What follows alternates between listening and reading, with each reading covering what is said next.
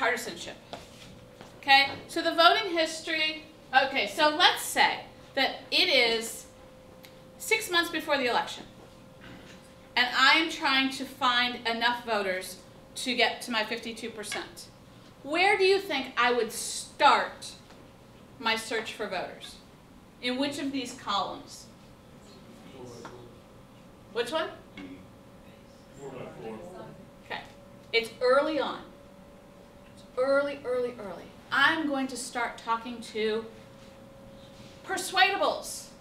People who I know are going to come out and vote. But they might vote for me and they might not. Okay? They're already going to be there. They always vote, but they swing back and forth.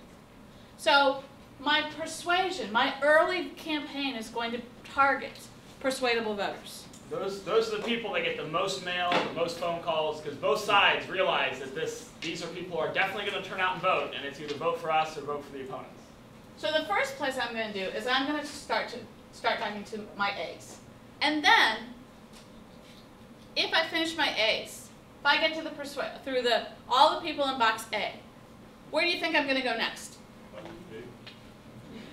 Box what? C. I know you said C, right? C. I'm going to go down to C because they sometimes vote, but they don't always vote for me. So again, I want to persuade them. So I'm going to start early on the campaign. I'm going to start here. Now, some of you said I might start with D. There is a reason I might want to talk to the D's. And I want you to know, the D's, see, the D's are the best people in the world. They're D's because my last name's Derby. And so they're D's for Derby. Okay? The D's are the best in the world.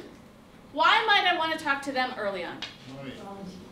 Money and volunteers. Those are the people that we could rely on to potentially vote for, to potentially volunteer on a campaign and give to us. So we might want to talk to them. But it's a different message. Because a lot of them, you call the precinct chair up, right? 6 months out, and you say, hey, are you planning on voting for my candidate? If that's all you ask them, probably a wasted call, right? So you want to have that in your script. You want to start then asking, can you volunteer? Would you vote? Would you donate? So the B's are your GOTV targets.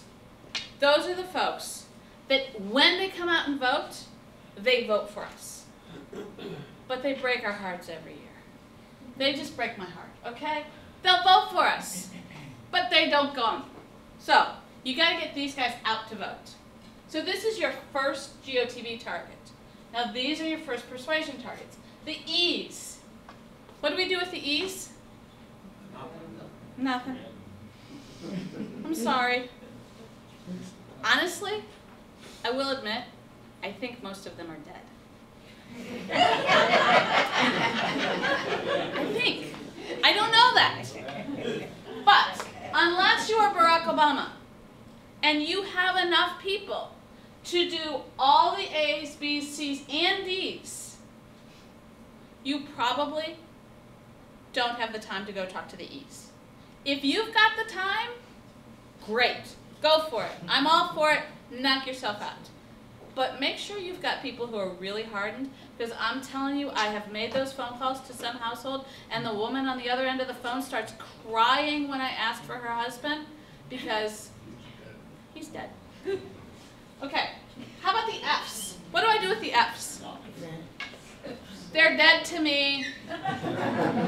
Okay? I do not like F's. They are dead to me. Here's the deal. If you are the state party or the county party, if you are precinct chair and you feel that you have a target-ripe environment, that if we just talk to those people, if we just spend a little bit of time with those F's, that they will see the light and they will come to our party and we will all be in good shape, go for it. As the county party, as the state party, as the precinct chair, just not during my election. You can do it any other time, but not during the election.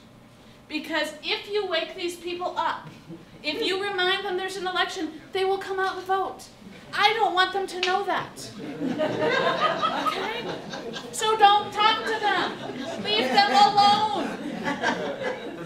The best thing they can do for us is not vote on election day. The more we stir them up, the more we're reminding them, hey, come out and vote against us in this upcoming election. So Okay. we want to leave them alone. Leave the F's alone. Don't waste your time on the E's. Spend your time with the A's, C's, B's, and then the D's. The D's I tend to go to later on the day on election day if they haven't shown up, because again, I'm a little bit worried that something's happened. You know, if they haven't shown up by, you know, late on election day, maybe something happened, and I'm going to go to their house and make sure that, you know, they haven't fallen and can't get up or something, okay? Otherwise, A's, C's, B's.